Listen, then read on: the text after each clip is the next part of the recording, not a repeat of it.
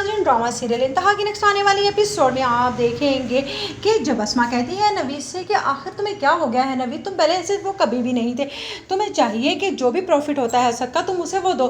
जिस पर नवीद कहता है कि आपको क्या लगता है कि सारा दिन सर मैं खपाऊँ ऑफिस में और आपका बेटा साफ साफ अपना प्रॉफिट लेकर साइड पे हो जाए और अपनी जॉब से भी उसको अच्छी भारी रकम मिलती रहे। जिस पर अस्मा कहती है तो जॉब पर जाने के लिए भी तुमने उसे मजबूर किया है ना। जिस पर नवीद कहता है अब आप ज्यादती कर रही हैं। जिस पर अस्मा खामोश हो जाती है। उधर आप देखेंगे कि फिर से नौशीन अरुषा के कान भरती है और कहती है कि तुम्हें क्या लगता है कि असद इसी तरह से है शुरू से?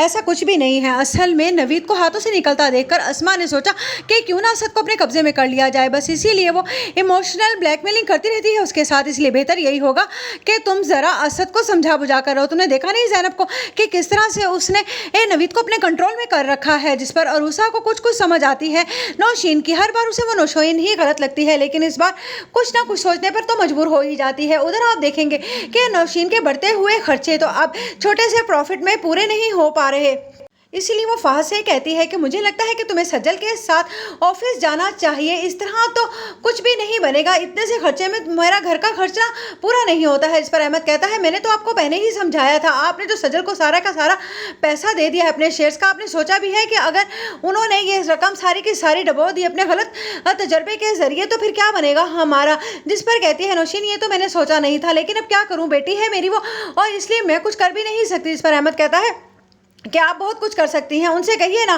कि वो सारी की सारी रकम लगाने के बजाय बैंक में जमा करवाएं, आपको प्रॉफिट आएगा। उस पर सजल खड़ी तमाम बातें सुन रही होती है और उससे ये होता है कि किस तरह से माँ अहमद का साथ दे रही है, आखिर के प्रकार इस प्रॉपर्टी पर मेरा हिस्सा नहीं है ना, इसीलिए लोग इस तरह की बातें कर रहे हैं। उधर आप देखेंगे कि ज़ैनब अपनी माँ से कहती है देखा ना आपने मेरी होशियारी से कितना अच्छा हो गया है, आज जो नवीद अपनी माँ के आगे बोलता नहीं था वो उनसे झगड़ रहा था सिर्फ और सिर्फ अपने हक के लिए।